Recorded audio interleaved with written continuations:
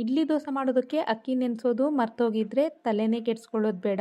ಬೆಳಿಗ್ಗೆ ಎದ್ದ ತಕ್ಷಣ ಈ ರೀತಿ ಹೈ ಪ್ರೋಟೀನ್ ಇರುವಂತಹ ಒಂದು ಚಿಲ್ಲ ರೆಸಿಪಿನ ತಟ್ಟಂತ ರೆಡಿ ಮಾಡ್ಬೋದು. ನಮಸ್ತೆ ಎಲ್ಲರಿಗೂ, welcome back to my channel. ನಮ್ಮ ಕಡೆ ಇಡ್ಲಿ ದೋಸೆ ಹೇಗೆ ಫೇಮಸ್ಸೋ ಅದೇ ಥರ ಉತ್ತರ ಭಾರತದಲ್ಲಿ ಈ ರೀತಿ ಚಿಲ್ಲ ರೆಸಿಪಿಗಳು ತುಂಬಾ ಫೇಮಸ್. ಹಾಗೆ ನಾನಿವತ್ತು ಒಂದು ವೆರೈಟಿ ಚಿಲ್ಲ ರೆಸಿಪಿನ ಮಾಡಿ ತೋರಿಸ್ತಾ ಇದ್ದೀನಿ. ಇದಂತೂ ತುಂಬಾ ಹೈ ಪ್ರೋಟೀನ್ ಇರುವಂತಹ ಚಿಲ್ಲ. ತುಂಬ ಈಸಿಯಾಗಿ ಬೆಳಿಗ್ಗೆ ಎದ್ದ ತಕ್ಷಣ ಮಾಡ್ಕೋಬೋದು. ಹಾಗೆ ತುಂಬ ಸಾಫ್ಟಾಗಿ ತುಂಬ ಟೇಸ್ಟಿಯಾಗಿರುತ್ತೆ.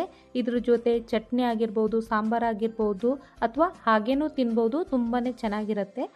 ಹೈ ಪ್ರೋಟೀನ್ ಅಂದ ತಕ್ಷಣ ನಮಗೆ ನೆನಪಾಗೋದು ಸೋಯಾ ಚಂಕ್ಸ್ ಅಲ್ವಾ. ಅದಕ್ಕೆ ನಾನಿವತ್ತು ಈ ಸೋಯಾ ಚಂಕ್ಸನ್ನು ಯೂಸ್ ಮಾಡಿಕೊಂಡು ಈ ಚಿಲ್ಲ ರೆಸಿಪಿನ ಮಾಡ್ತಾ ಇದ್ದೀನಿ. 2 ಹಿಡಿಯಾಗುವಷ್ಟು ಸೋಯಾ ಚಂಕ್ಸನ್ನು ನಾನು ನೀರಿಗೆ ಹಾಕಿ ನೆನೆಸಿಟ್ಕೊಳ್ತಾ ಇದ್ದೀನಿ. ಇವಾಗ ಒಂದು ಬೌಲ್ಗೆ 1 ಕಪ್ ಆಗುವಷ್ಟು ಕಡಲೆ ಹಿಟ್ಟನ್ನು ಸೇರಿಸ್ಕೊಳ್ತಾ ಇದ್ದೀನಿ. ಕಡಲೆ ಹಿಟ್ಟು ಬೇಕು ಅಂತ ಅನಿಸಿದ್ರೆ ನೆಕ್ಸ್ಟ್ ನಾವು ಸೇರಿಸ್ಕೋಬೋದು. ಇವಾಗ ಜಸ್ಟ್ 1 ಕಪ್ ಆಗುವಷ್ಟು ಸೇರಿಸ್ಕೊಂಡಿದ್ದೀನಿ ಅಷ್ಟೇ. ಸ್ವಲ್ಪ ಕಟ್ ಮಾಡಿರುವಂತಹ ಕ್ಯಾಪ್ಸಿಕಮ್, ಹಾಗೆ ಅರ್ಧ ಕಪ್ಪು ಚಿಕ್ಕದಾಗಿ ಕಟ್ ಮಾಡಿರುವಂತಹ ಈರುಳ್ಳಿ, 1 ಟೊಮೆಟೊ ಚಿಕ್ಕದಾಗಿ ಕಟ್ ಮಾಡಿ ಹಾಕಿದ್ದೀನಿ. ಇದ್ರ ಜೊತೆಗೆ ಸ್ವಲ್ಪ ಕರಿಬೇವಿನ ಎಲೆಗಳು, ಹಾಗೆ 2 ಹಸಿಮೆಣಸಿನ್ಕಾಯಿನ ಚಿಕ್ಕದಾಗಿ ಕಟ್ ಮಾಡಿ ಹಾಕಿದ್ದೀನಿ. ಹಾಗೆ 8-10 ಬೆಳ್ಳುಳ್ಳಿ ಹೆಸಳನ್ನು ಸಹ ಚಿಕ್ಕದಾಗಿ ಕಟ್ ಮಾಡಿ ಹಾಕಿದ್ದೀನಿ. ಅರ್ಧ ಟೇಬಲ್ ಸ್ಪೂನ್ ಜೀರಿಗೆ, 1 ಹಿಡಿಯಾಗುವಷ್ಟು ಕೊತ್ತಂಬರಿ ಸೊಪ್ಪನ್ನು ಕಟ್ ಮಾಡಿ ಹಾಕ್ಕೊಂಡಿದ್ದೀನಿ.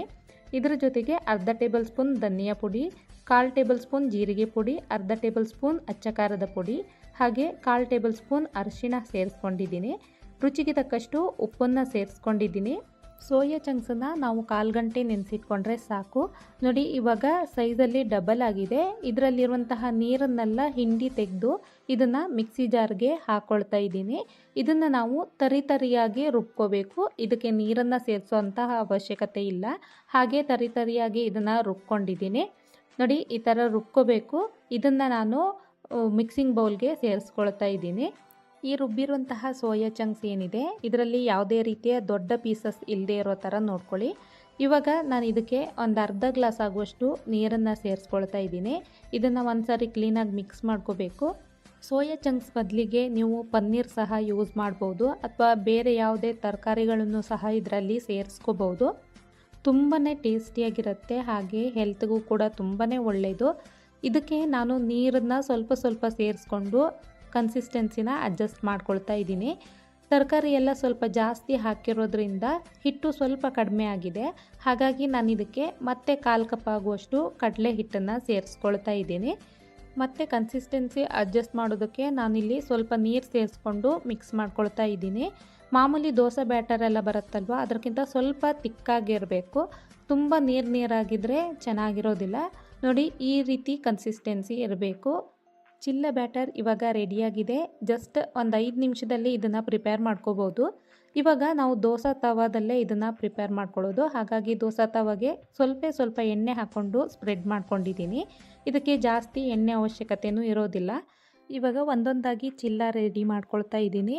ನಿಮಗೆ ಎಷ್ಟು ತೆಳುವಾಗಿ ಬೇಕೋ ಅಷ್ಟು ತೆಳುವಾಗಿ ಇದನ್ನು ಪ್ರಿಪೇರ್ ಮಾಡ್ಕೋಬೋದು. ನೋಡಿ, ಈ ಥರ ಎಲ್ಲ ಕಡೆನೂ ತರಕಾರಿನ ಹರಡೋ ಥರ ನೋಡ್ಕೊಳ್ಳಿ. ಇವಾಗ ನಾನು ಲಿಡ್ ಕ್ಲೋಸ್ ಮಾಡಿಬಿಟ್ಟು ಲೋ ಫ್ಲೇಮಲ್ಲಿ ಇದನ್ನು ಬೇಯಿಸ್ಕೊಳ್ತಾ ಇದ್ದೀನಿ.